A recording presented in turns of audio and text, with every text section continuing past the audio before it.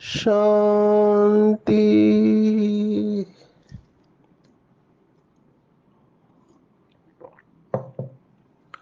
आज 10 अप्रैल 2024 भारत में बुधवार है। Today is 10th April 2024 and it's Wednesday in Bharat. आज की मुरली का जादुई रहस्य स्वयं को प्रेरणा देने के लिए magical secrets of today's Murli for motivating the self. आज की साकार मुरली हम एक शब्द के ऊपर ले सकते हैं जो भक्ति मार्ग का शब्द है, लेकिन बाबा ने उसका यथार्थ अर्थ हमें बताया। पूरा खेल इस शब्द के ऊपर है। अगर इसको गहराई से और यथार्थ रूप से हम समझे तो, और वो शब्द है सत्संग। दो शब्द है एक्चुअली देखा जाए तो। बाबा ने देखो कितना सुंदर बताया है। ये बाबा की ज्ञान के सागर की कमाल है कि शब्दों के साथ कैसे खेलना है। एक शब्द को दूसरा अगर अक्षर जोड़ दिया तो उसका भाव टोटली बदल जाता है और विषय स्पष्ट हो जाता है। ये हमको बाबा से सीखना चाहिए कि कैसे अपनी बात को सामने वाले के सामने रखना है। ये बाबा की कला है। और जैसे जैसे हमारी बुद्धि बाप समान बनते जाती है, जिसको बाबा ने कहा पारस बुद्धि बनते जाती है, ये सब नेचुरली होने लगता है। बाबा के कई बच्चे शब्दों के साथ बहुत अच्छी तरह से खेलते हैं, माना अपने बात को स्पष्ट करते हैं। वैसे ये कला है। और जो शायर होते हैं, कवि होते हैं, पोएट्स होते हैं, उनके पास ये मास्टरी होती है। आप कल्पना करो, भारत में जब संस्कृत भाषा थी तो संस्कृत में भी ये लिखने वाले जो लोग थे, आज हमको असंभव लग रहा है, लेकिन आप कल्पना करो, एक व्यक्ति ने ऐसी कहानी संस्कृत में लिखी है जो आप शुरुआत से लास्ट तक पढ़ो, लेफ्ट से राइट तक, तो वो श्री कृष्ण की कहानी, और राइट से लेफ्ट तक पढ़ो तो श्री राम की कहानी। ये वंडर है, ये शब्दों का कमाल है। कैसे इस आत्मा ने किया है ये नहीं पता, हम इसे मिरेकल समझते हैं। और इसके ऊपर भी एक बहुत बड़ा साइंस है। मैं वो लौकिक बातों में नहीं जाना चाहूँगा, मैं बाबा की बातों को लेकर चल रहा हूँ कि बाबा ने देखो कितना अच्छा कहा कि सत्य का संग है और असत्य का संग है। ये भगवत गीता का शब्द है। आज भगवत गीता के दूसरा अध्याय है सांख्य योग, जो कपिल मुनि जी का है। और ये बाबा के ज्ञान के साथ 100% जाता है, क्योंकि कपिल मुनि प्रकृति और आत्मा को अलग अलग मानते थे। और बहुत सारे लोग कहते हैं आत्मा कण कण में है। तो ये दोनों को अलग कपिल मुनि ने बताया कि प्रकृति अलग और आत्मा अलग। तो ये सांख्य योग दूसरा अध्याय श्रीमद् भगवत गीता का second chapter of Bhagavad Gita, the biggest second biggest chapter after 18 chapter, माना 18वां अध्याय सबसे बड़ा है, जिसमें 89 श्लोक है। There are 79 verses in 18 chapter. और दूसरा अध्याय में 72 श्लोक है। There are 72 verses in second chapter Sankhya Yoga. और उसमें 13वां श्लोक है, 13th verse of second chapter, देहिनो अस्मिन् यथा देहे कौमारम यौवनम जरा तथा देहांतर प्राप्ति धीरस्तत्र न मुह्यति। माना ये तीन शब्द जो है, कौमारम यौवनम जरा, माना कौमार माना बचपन, यौवन माना जवानी और जरा माना बुढ़ापा। ये स्टेजेस में जाती है जीवात्मा, और वैसे ही देह का अंत होने पर अन्य शरीर की प्राप्ति होती है, लेकिन आत्मा तो अविनाशी है। इसलिए बुद्धिमान लोग इसके ऊपर दुख नहीं करते। ये सांख्य योग है। तो ये बातें आज की मुरली में आई है। मैं सत के संग के गहराई में जाना चाहूंगा। पूरा खेल मैंने कहा संग के ऊपर है। ब्रह्मा कुमारी की जो चार मुख्य धारणाएं हैं जिसके ऊपर राजयोग खड़ा है, वो चार पिलर्स कहते हैं, 4 पिलर्स ऑफ राजयोगा। उसमें सत्संग है, दिव्य गुणों की धारणा है, भोजन की शुद्धि है और ब्रह्मचर्य। जैसे कुर्सी में 4 पैर होते हैं, अगर एक भी पैर ढीला है तो आप स्टेबल नहीं रह सकते, आप हमेशा हलचल में रहेंगे। जो बाबा के बच्चे कहते हैं कि हम बहुत कोशिश करते हैं लेकिन फिर भी हमारा योग स्थायी नहीं रहता है, हम बढ़ने का अनुभव नहीं करते, चढ़ती कला उड़ती कला का अनुभव नहीं करते, तो उसका कारण ये 4 पिलर को आप चेक करना। एक भी पिलर कमजोर है तो भी मुश्किल है। किसी की प्यूरिटी की धारणा नहीं है, किसी की दिव्य गुणों की धारणा नहीं है, या फिर भोजन के ऊपर अटेंशन नहीं है, या फिर सत का संग नहीं है। उसमें सत का संग थोड़ा सूक्ष्म है, इसको समझेंगे हम कि सत का संग दुनिया में किसे कहते हैं और बाबा किसे कहते हैं। तो दुनिया में क्या समझते हैं कि कोई प्रवचन चल रहा है, कोई लेक्चर चल रहा है स्पिरिचुअलिटी के ऊपर या आध्यात्मिकता के ऊपर, या भगवान की बातें सुना रहे हैं या शास्त्रों की बातें सुना रहे हैं, तो वो समझते हैं सत्संग है और सत्संग से हमारा कल्याण होगा।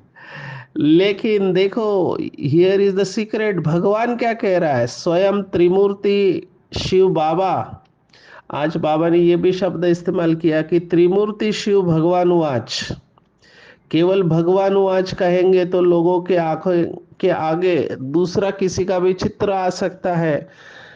जो श्रीमद् भगवत गीता को मानते हैं उनके आगे श्री कृष्ण का आएगा, किसी के आगे श्री राम का आएगा, और किसी का आ सकता है श्री गणेश या श्री हनुमान, ऐसे सबका चित्र आएगा। लेकिन बाबा कहता है त्रिमूर्ति शिव भगवान आज कहते ही समझ में आता है कि त्रिमूर्ति माना ब्रह्मा विष्णु शंकर का भी जो रचयिता है वो भगवान है। इसलिए शब्दों के ऊपर हमको बहुत अटेंशन देना चाहिए। नीचे लिखते समय भी यही लिखना चाहिए कि त्रिमूर्ति शिव भगवान वाच, क्योंकि शिव बोलते ही लोगों के अंदर शंकर की फाइल खुलती है।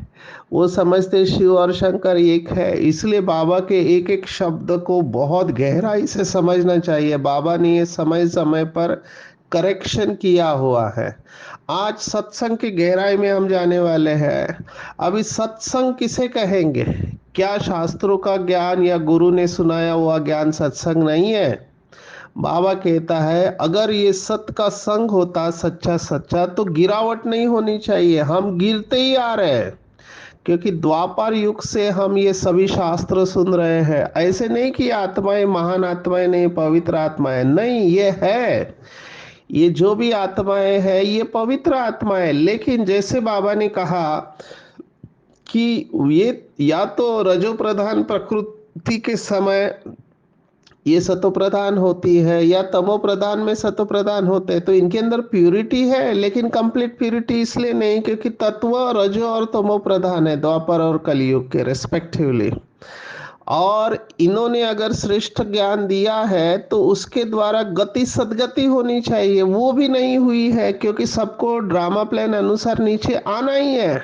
तो उनका भी दोष नहीं है। इनफैक्ट बाबा ने इनको एक्नॉलेज भी किया है, अप्रिशिएट भी किया है कि अगर सन्यासी नहीं होते तो बहुत फास्ट डाउनफॉल होता, गिरावट बहुत तेजी से होती। तो सन्यासियों की भी कमाल है कि उन्होंने कैसे भी करके वैराग्य के आधार पर, पवित्रता के आधार पर भारत को थमा कर रखा है। लेकिन फिर भी ड्रामा को नीचे आना ही है। तो सत्संग किसे कहेंगे? तो बाबा की डेफिनेशन सत्संग की नंबर 1, जहां पर लोग आत्मा समझ कर बैठे हैं, वही सत्संग है। ये बहुत इंपॉर्टेंट है। अगर बॉडी कॉन्शियसनेस में बैठेंगे तो सत्य नहीं है, क्योंकि बॉडी असत है। मैंने पहले भी सुना है, एक दिन बाबा ने प्रकाश मणि दादी को, कुमार का दादी जी को कहा कि मुट्ठी चप्पल पहन के क्लास में बैठी है। अभी देखो, सभी का ध्यान गया दादी के तरफ कि दादी ऐसे कैसे कर सकती है कि क्लास में चप्पल पहन के बैठी है। तो दादी को भी वंडर लगा। दादी ने बाबा को कहा, बाबा मैंने चप्पल नहीं पहना है। तब बाबा ने बताया कि मुट्ठी देह भान में बैठी हुई है। माना सोचो, अगर क्लास में कोई बॉडी कॉन्शियसनेस में बैठा है, उसे भी बाबा पकड़ लेता था। ये तो दादी को निमित्त बना के यह सब हम सबके लिए इशारा है। क्यों बाबा कहता है किसी भी अपवित्र आत्मा को नहीं लाना चाहिए बाबा के सामने। बाबा इसमें बहुत स्ट्रिक्ट था, क्योंकि बॉडी कॉन्शियसनेस में बैठेंगे तो बॉडी को ही देखेंगे, बॉडी का ही चिंतन करेंगे, फिर कौन से वाइब्रेशन आप क्लास में फैला रहे हो।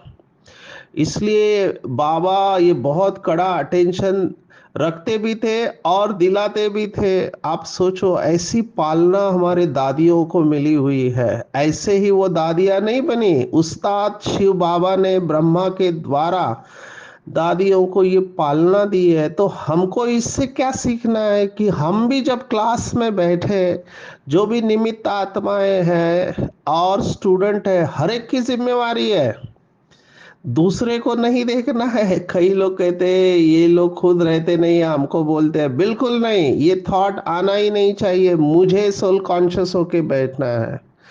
तो पहली सत्संग की रिक्वायरमेंट कि आत्मा समझकर सुनना बाबा का ज्ञान। अगर बॉडी कॉन्शियसनेस में सुनेंगे तो कोई फायदा नहीं होगा, अंदर जितना जाना चाहिए नहीं जाएगा। दूसरा सत्य क्या है? पहला आत्मा सत्य है। तीसरा, दूसरा जो है वो सुनाने वाला परमपिता परमात्मा, वो भी सत्य है। कल मुरली में आया था, गॉड इज ट्रूथ, भगवान सत्य है और सत्य बातें सुनाते हैं। तो परमात्मा सत्य है। सत्य मतलब अविनाशी है, उसको कहते हैं सत्यम शिवम सुंदरम।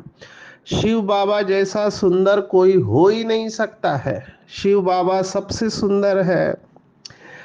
हमारे एक भाई ने बहुत अच्छा अनुभव सुनाया। मैं बीच बीच में कोशिश करता हूँ कि आपको लाइव्स के एक्सपीरियंस सुनाओ, ताकि आपको ये पता चले कि लोग कैसे थिंकिंग करते हैं। तो ये भाई कुमार, इसकी शादी के लिए अभी भारत में ऐसा है कि शादी करने के पहले लड़कियों को देखना जाना होता है। तो ये जाता था और सब पूछता था, बात करता था, और फिर लास्ट में कहता था, वो बहन जी से बात करते समय उनको कहेगा कि मुझे बताओ, क्या भगवान से भी कोई सुंदर हो सकता है? अभी वो बहन कहती थी, नहीं, भगवान तो सबसे सुंदर है। तो फिर लास्ट में वो कहता था, मैं भी भगवान की सुंदरता पर मोहित हो चुका हूँ और मुझे उसके बगैर कोई भी ज्यादा सुंदर नहीं लगता। आप बुरा मत मानना, मैंने भगवान को अपना पार्टनर बना लिया है और तुम भी बना लो। अभी ऐसे करके वो हर एक की सेवा करता था। लास्ट में घर वालों को समझ में आ गया और उन्होंने इसके ऊपर प्रेशर डालना बंद किया, और अभी वो आत्मा समर्पित होकर जीवन जी रही है। अभी ये बहुत अच्छा तरीका है युक्ति से बाबा का परिचय देने का, कि परमात्मा के बिगर सुंदर कोई हो ही नहीं सकता है। आप जितना शिव बाबा को अनुभव में लाएंगे, आपकी बुद्धि स्वीकार करेगी कि उसके जैसा खूबसूरत हसीन मुसाफिर, जो शब्द इस्तेमाल किया है, कोई हो ही नहीं सकता है। जिसको खूबसूरती आज के दुनिया में समझते हैं, वो बाबा ने कहा मेकअप करके पाई हुई खूबसूरती है, और वो अल्पकाल की है और बंधन उत्पन्न करने वाली है। तो सच्ची खूबसूरती क्या है, उसके ऊपर चिंतन करें। दूसरा सत्य है परमात्मा, जो तीनों कालों में सत्य है, इसलिए उसको सत्यम शिवम सुंदरम कहते हैं। और तीसरा सत्य क्या है?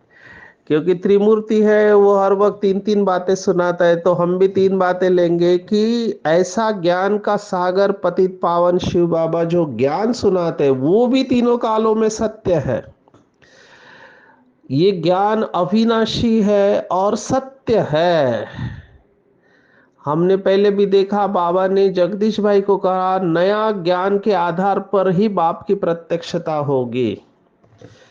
तो जहां पर ये तीन बातें हैं, एक आत्मा समझ के सुनना, बैठना, देखना, चलना, दूसरा जहां परमात्मा जो सत्य और अविनाशी है। सत्य के दो मतलब बाबा ने बताए, सत्य माना जो झूठ नहीं है वो सत्य है, और दूसरा सत्य का मतलब है अविनाशी। तो परमात्मा सत्य है, आत्मा सत्य, और तीसरा परमात्मा जो ज्ञान का सागर है उसके द्वारा द्वारा दिया गया ज्ञान, वो तीनों सत्य है। जहां ये तीनों एक साथ है वही सत्संग है, इसके अलावा और कुछ भी है वो असत का संग है। तो चेक करना चाहिए, मैं सत्य के संग में रहता हूं या असत के संग में रहता हूं। अंग्रेजी में एक प्रिंसिपल कहते हैं, कंप्यूटर की भाषा, क्योंकि आजकल कंप्यूटर बहुत इस्तेमाल होता है, लैपटॉप है, मोबाइल में भी कंप्यूटर आया हुआ है। इस प्रिंसिपल को कहते हैं GIGO principle. GIGO, GIGO, GIGO. इसका फुल फॉर्म है garbage in garbage out. Garbage कचरे को कहते हैं, गार्बेज इन गार्बेज आउट का मतलब क्या है कि जो आप फीड करोगे वही बाहर आएगा। अगर आप कचरा डालोगे तो कचरा निकलेगा। तो चेक करना चाहिए, मैं अपने बुद्धि में दिन भर में क्या डालता हूँ, कचरा डालता हूँ या ज्ञानामृत डालता हूँ। बुद्धि का भोजन क्या है इस समय, क्योंकि ये सूक्ष्म बातें चल रही है, स्थूल बातें तो है ही नहीं। वैसे भी आजकल माँ बाप को अपने बच्चों को समझाना बहुत मुश्किल होते जा रहा है, क्योंकि फास्ट फूड का जमाना है, हर एक को पिज्ज़ा बर्गर चाहिए।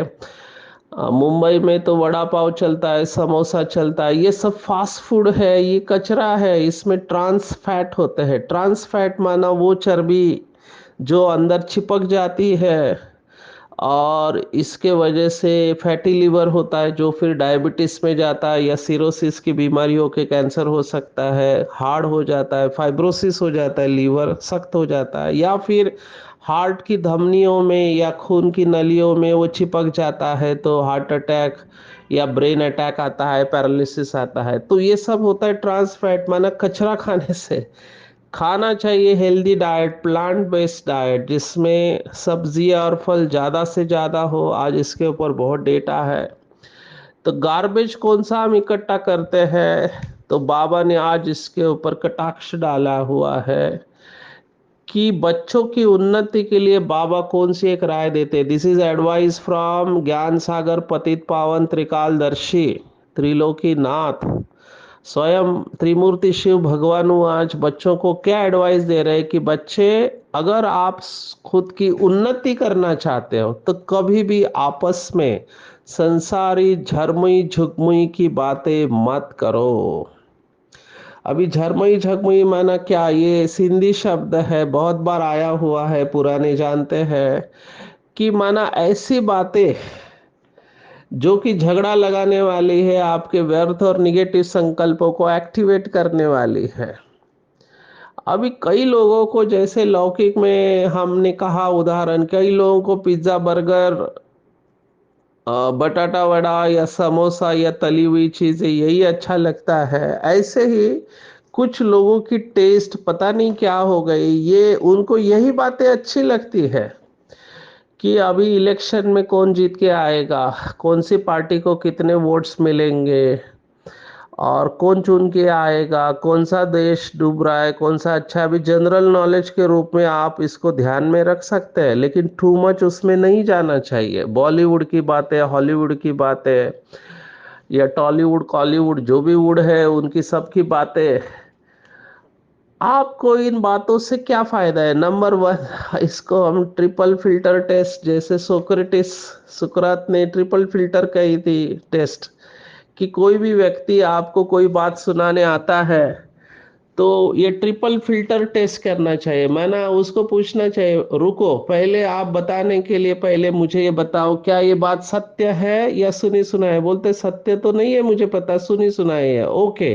दूसरा क्वेश्चन, क्या इस बात सुन के मेरा उन्नति होने वाला है बोला। नहीं, उन्नति होने वाला नहीं है, ये तो ऐसे ही आपके साथ मैं शेयर कर रहा था।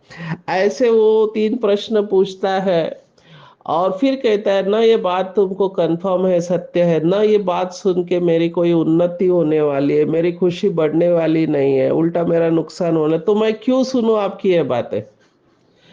तो बाबा ने कहा क्या करना चाहिए। बाबा ने कहा अच्छे बच्चे सर्विस की ड्यूटी पूरी कर बाबा की याद में मस्त रहते हैं, ये हमको करना है।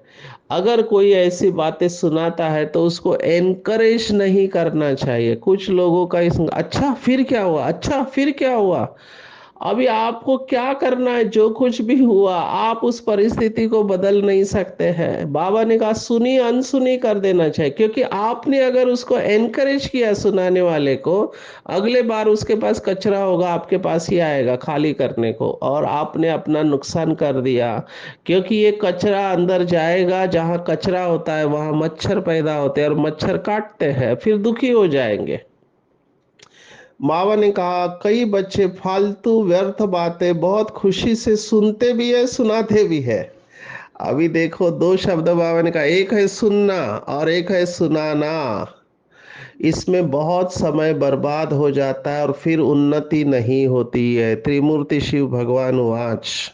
तो आज से ये गांठ बांध लेनी चाहिए। अगर कोई व्यक्ति ऐसी बात करता है, ट्रिपल फिल्टर टेस्ट को यूज करो, क्या इसमें मेरा फायदा है, क्या ये सत्य है, क्या इससे मेरी आध्यात्मिक उन्नति होने वाली है। अगर नहीं, फुल स्टॉप, उसमें जाना ही नहीं है। क्योंकि मैं तीव्र पुरुषार्थी आत्मा हूँ, मुझे माला में आना है, मुझे गोल्ड मेडल लेना है। जन्म जन्मांतर मैं यही करते आया हूँ, इस जन्म में नहीं, ये जन्म बहुत वैल्यूएबल है। मैं महान आत्मा हूँ, मेरा हर संकल्प बोल और कर्म बहुत वैल्यूएबल है, मेरा समय श्वास ये भी बहुत वैल्यूएबल है। तो मैं इन फालतू बातों में अपना टाइम वेस्ट नहीं करूंगा।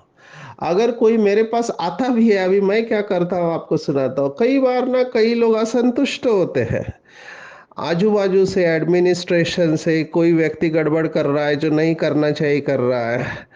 तो मैं जब कोई ऐसे मेरे को सुनाता है तो मैं उस आत्मा की विशेषता उसको सुना देता हूँ। अभी ये देखता है कि मैं उसकी बुराई कर रहा हूँ, ये उनकी विशेषता कर रहे हैं। फिर मैं उनको कह रहा हूँ कि देखो ड्रामा में सबकी जरूरत है, नंबर 1। नंबर 2, सभी राजा नहीं बनने वाले, ये राजधानी बन रही है तो सभी अपने अपने शक्ति के अनुसार कर रहे हैं। नंबर 3, बाबा ने हमेशा ये श्रीमत दी है कि अवगुण न देखना है, न सुनना है, न चित्त पे रखना है, न वर्णन करना है। तो हम इसमें आगे नहीं जाएंगे प्लीज। अगर कोई ऐसा है तो बाबा को सुनाओ और शुभ भावना रखो, अपना प्रोटेक्शन रखो। बाबा बैठा हुआ है, बाबा को सब दिखाई दे रहा है, मैं अपनी शुभ भावना नहीं छोड़ूंगा, ये कह के वहां से साइड हो जाना चाहिए। उनको एनकरेज नहीं होना चाहिए, नहीं तो क्या होगा, हमारी शक्ति खत्म हो जाएगी, लीकेज होगा। अभी इससे कितने रिलेशनशिप खराब हुए, मैं आपको क्या सुनाऊं। किसी ने अभी बहुत अच्छा, ऐसे नहीं कि वो सुनाने वाला अच्छा, इज वेरी इंपॉर्टेंट सोल, वो आपको सुना भी रहा है और आपने अगर उसके ऊपर विश्वास किया। फॉर एग्जाम्पल किसी ने आपको कहा कि फलाना भाई बहन ऐसा ऐसा है, तो मैंने कहा अच्छा मुझे तो नहीं लगता, वो तो बहुत अच्छी आत्मा है। फिर वो कहता है कि नहीं मुझे भी ऐसा ही लगा था, लेकिन मैंने सुना ऐसा है। अच्छा, अभी अभी तक मेरे उस आत्मा से रिलेशन अच्छे थे, लेकिन ये एक खबर मेरे कान में चली गई, ये पॉइजन का काम कर रहे हैं। अभी अभी क्या किया, उस खबर ने मेरा उस व्यक्ति के साथ रिलेशन खराब हो गया। अभी हर वक्त मैं उससे बात करते समय मेरे बैक ऑफ द माइंड में, मेरे मन के अंदर वही रहेगी, हाँ देखो ये बात ऐसा कर रहा है, लेकिन इसने क्या किया, मेरा उससे रिलेशनशिप खराब। मेरे वाइब्रेशन जो पॉजिटिव निकलने वाले थे सब निकल गए, तो नुकसान मेरा हुआ। इसलिए सुनी सुनाई बातों के ऊपर विश्वास नहीं करना। अगर समझो सच भी है तो भी मेरा काम क्या है, आग लगी है तो पानी डालना। तो ये बहुत इंपॉर्टेंट है। अगर बुद्धि को स्वच्छ रखना चाहते हो, बाबा की अच्छी प्रेरणाओं को कैच करना चाहते हो, शक्तियों को कैच करना चाहते हो, तो बुद्धि को मैला होने मत देना, सत के संग में रहना, रिफ्रेश करना अपने आप को। रिफ्रेश शब्द कंप्यूटर में इस्तेमाल किया जाता है। स्क्रीन को रिफ्रेश करते ही राइट क्लिक करके, तो हमारी बुद्धि को भी हमको रिफ्रेश करना है। हवा खाने के लिए आप यहाँ नहीं आते, बाबा कहते हैं, क्योंकि हिल स्टेशन है आबू, तो वहाँ हवा खाने आते। बाबा ने कहा आप अपने बुद्धि को रिफ्रेश करने आते हैं। अनन्य बच्चे, आज बाबा ने याद किया, वो भी भूल जाते याद करना। अभी अनन्य शब्द भगवत गीता का है, 9वें अध्याय का 22वां श्लोक है। बहुत फेवरेट श्लोक है मेरा, मैं बार बार इसको रिवाइज करता रहता हूँ। अनन्याश्चिंतयन्तो मां ये जना पर्युपास्ते। It's 22nd verse of 9th chapter of Bhagavad Gita. अनन्याश्चिंतयन्तो मां ये जना पर्युपास्ते तेषाम नित्याभियुक्ताम योगक्षेमम वहाम्यहम। तो अनन्य बच्चे हैं, तो अनन्य माना जिनका अन्य कोई नहीं, शिव बाबा कहला, वो भी भूल जाते हैं, क्योंकि बाबा की याद पारे मिसल है। ये शास्त्रों का शब्द है। पारा मर्क्यूरी को कहते हैं। एक बार मेरे पास वो स्फिग्मो मैनोमीटर था, बीपी चेक करने का मशीन, उसमें पारा होता है, वो ऊपर जाता है, वो टूट गया तो पारा बाहर आया। मैं पकड़ने की कोशिश कर रहा, हाथ में ही नहीं आ रहा है। तो ये बात समझ में आएगी जिन्होंने पारा को टच किया है, पारे को माना मर्क्यूरी को। तो पारा जैसे फिसल जाता है, वैसे बाबा की याद भी फिसल जाती है। पारस बुद्धि बाबा के बच्चे नंबर वार है, कोई 20% बना है, कोई 50% बना है। तो चेक करना चाहिए कि क्या मैं अपने बुद्धि को पारस बना रहा हूं। मैंने पहले भी पारस और पत्थर का आपको बताया था, एक भाई ने बहुत अच्छा चिंतन किया। पत्थर माना जिसके बुद्धि के ऊपर पतितपन का थर, हिंदी में थर कहते हैं लेयर्स को, तो बुद्धि के ऊपर पतितपन का थर चढ़ा हुआ है, तो उसको कहते हैं पत्थर बुद्धि, माना कोई महसूसता नहीं। और पारस माना जो बुद्धि परमात्मा का रस खींच रही है, रस खींच रही है, और वो रस खींच खींच के बुद्धि स्वच्छ हो रही है, तो वो बुद्धि पारस बुद्धि कहते हैं। सत केवल एक बाप ही है, बाकी सब असत है। बाबा ने कहा, आज आगा खां को भी याद किया, ये गुरु है आगा खां, और इनका हीरो में वजन हुआ था, ये वीडियो भी वायरल हुआ था। तो बाबा कहता है मेरा तो कोई वजन कर ही नहीं सकता है, पाप आत्माओं से हमको लेन देन नहीं करने। लगातार ये पॉइंट आ रही है, अगर पाप आत्माओं से लेन देन करेंगे तो हम भी अजामिल जैसे पापी बन जाएंगे।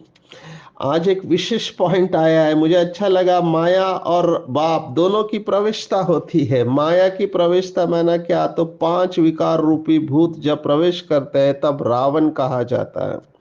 कोई व्यक्ति बहुत गुस्सा कर रहा है तो हम कहते कि इसके अंदर भूत घुसा हुआ है, तो वो माया की प्रविष्टता है। तो माया शब्द बहुत विशाल है, ये भूतों की दुनिया है, आसुरी दुनिया है। आज विशेष मुझे ये अच्छा लगा, आज का स्लोगन और वरदान एक ही है, मैसेज दे रहा है, और वो माया के पेड़ का बीज है, मैंपन और मेरापन। हम सब जानते हैं जब भगवान को बलि चढ़ाते हैं, वो बकरा या बकरी वो मैं करते रहती है, तो चढ़ाना है मैंपन की बलि, लेकिन बेचारे जानवर की बलि चढ़ा देते हैं।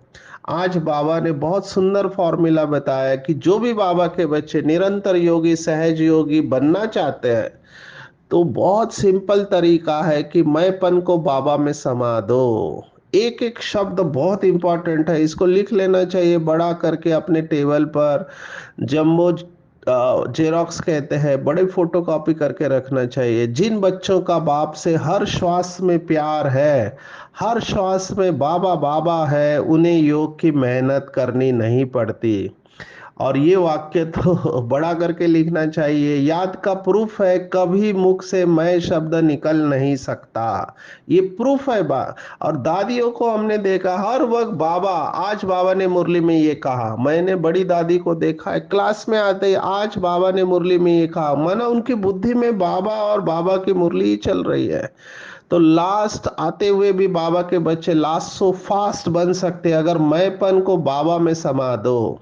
बाबा हमारा बैकबोन है, बाबा ने कराया, बाबा सदा साथ है, बाबा के साथ रहना खाना चलना फिरना, ये अगर इमर्ज रूप में है तभी कहेंगे सहज योगी आत्मा। और अगर मैं करते रहेंगे तो माया रूपी बिल्ली का आह्वान करते, क्योंकि माया बिल्ली कहती है म्याऊं म्याऊं, माना मैं आऊं मैं आऊं। तो बाबा ने कहा माया को शटाप करना है, बाबा बाबा करते रहो तो माया बिल्ली भी भाग जाएगी। आज के पूरे मुरली में टेक होम है कि सदा सत्य का संग करना है, सत्य आत्मा, सत्य परमात्मा और सत्य शिव बाबा दिया गया सत्य ज्ञान, यही इसी के संग में रहना है। फालतू बातें सुननी नहीं है और सुनाने भी नहीं है। अपने आप को बाप की याद से रिफ्रेश करना है और त्रिमूर्ति शिव भगवान वाच कहना है। माया और बाप की दोनों प्रवेशता होती है, तो माया की प्रवेशता से अपने आप को बचाना है और मैंपन को बाबा में समा देना। हर वक्त बाबा बाबा मुख से निकलता रहे। सर्विस की ड्यूटी पूरी हुई, फिर अपनी बाबा की याद की मस्त में रहना है। एक बाप के महावाक्य स्मृति में रखना है। रचयिता और रचना की नॉलेज बुद्धि में चक्कर लगाती रहे, बाकी किसी भी बात का चिंतन करना नहीं है। अच्छा, ओम शांति।